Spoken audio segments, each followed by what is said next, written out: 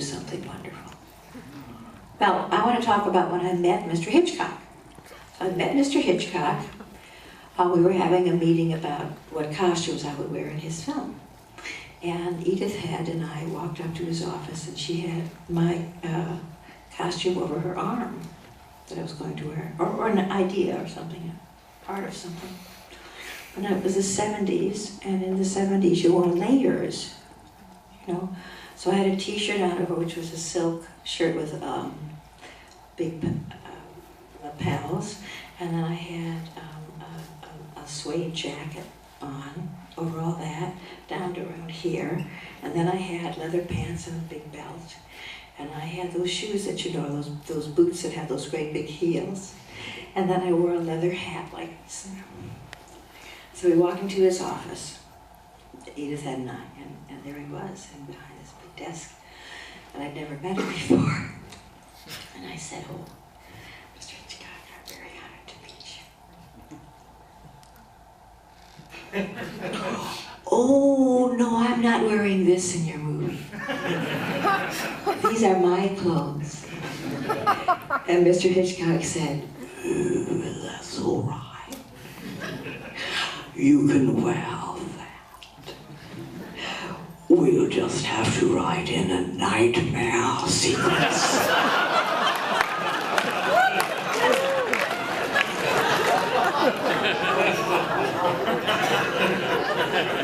I have other stories, but I'll do them in a minute. I'm sure we'll get to other great stories in the audience questions. If you have a question, please raise your hand. I'm going to take them in the audience in the order that I see them. And yeah, the guy in the middle in the white shirt. Yes, sir. Hi there. I'm interested in knowing an obscure story or two about Easy Rider. Were you invited? That's why I asked. Yes? No, I just want to know if you have Where is he? anything. Where are you? Oh, hi. Just would like to hear, it was a very important movie when I was a young teenager. Just wonder if you have any interesting... So was I, darling. Yes, indeed.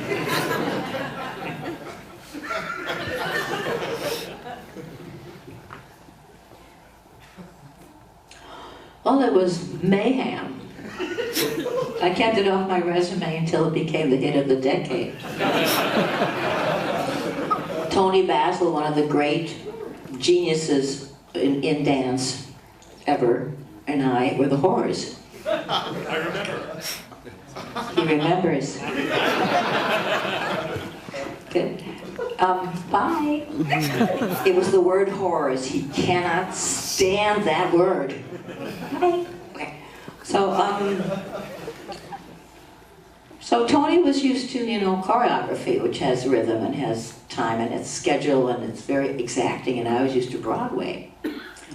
You have lines that you memorize and schedule and scenes and things, and I was asked to audition, I think because Henry Jaglom knew them and they knew Jack and whatever. So we went to kind of a big patio, Peter and Dennis and I, and Dennis was brilliant. He was brilliant. I said I should do the movie. So my agent was out of town, so I went to my agent's office and typed up a little contract for myself and signed it. And it was for $300.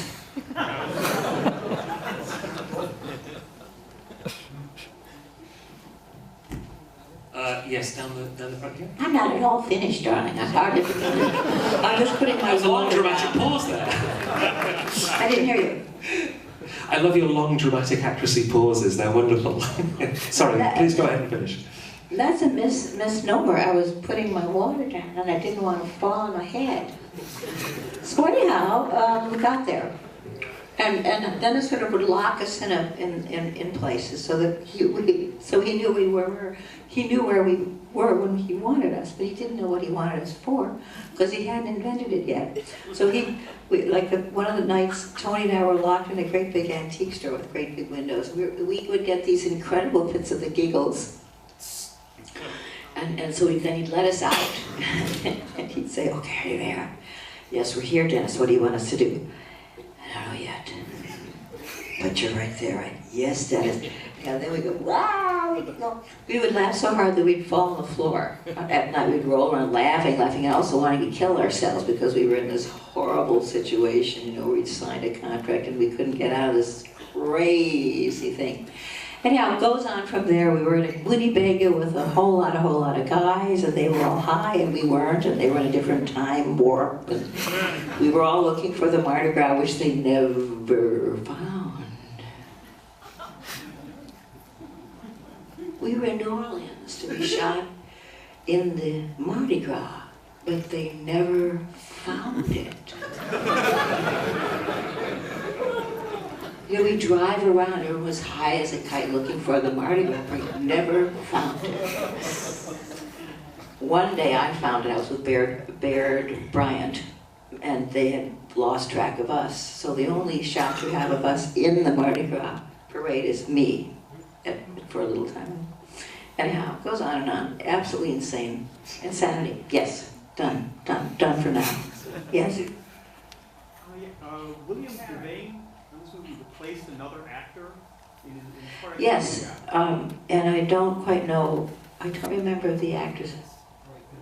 Roy Thennis, I thought he was fine. Wow, I thought he was lovely. He had done when I first came from my Broadway experience in New York, I played like teenage virgins for a while. Really a boring kind of role to play, I gotta tell you. And one of the things I did was Roy Thennis's The Invaders. Invaders, yeah. He was cute, very cute. Anyhow, suddenly he was gone and the other guy was there. I think that Hitchcock, for all his really true love of joy and fun, was not going to put up with anything that wasn't just up to snuff. The first shot of me in this movie is quite a complicated one. I think it goes up, and you see all these buildings on either side, and then it goes, oh darling, thank you. And then it goes down like this, and then it just goes on and on. And he did it incorrectly, and he was fired. And the next night we did it again. And he didn't think Roy Thennis seemed evil enough or bad enough.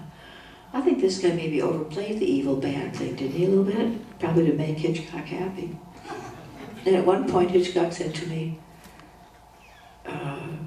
you're too appealing, you're too nice. He said, and you must have a mid-Atlantic accent, which I didn't have, but I didn't really talk like my real Illinois self.